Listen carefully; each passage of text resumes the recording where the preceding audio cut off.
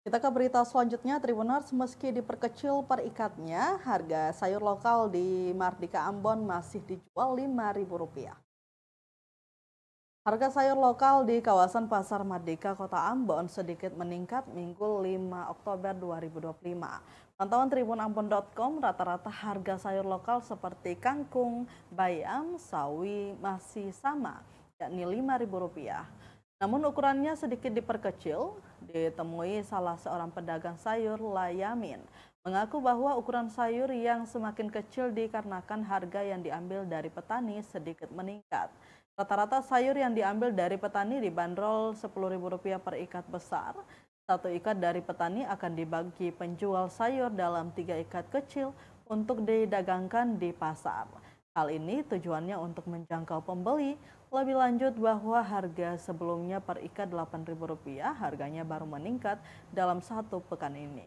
Terlihat di lokasi sekitar pukul 12 siang, suasana pasar begitu ramai dengan transaksi jual beli. Diketahui sayur lokal di kawasan Pasar Mardika dipasok dari wilayah Waiheru, kemudian Nania, Poka, Rumah 3 hingga Laha, Kota Ambon.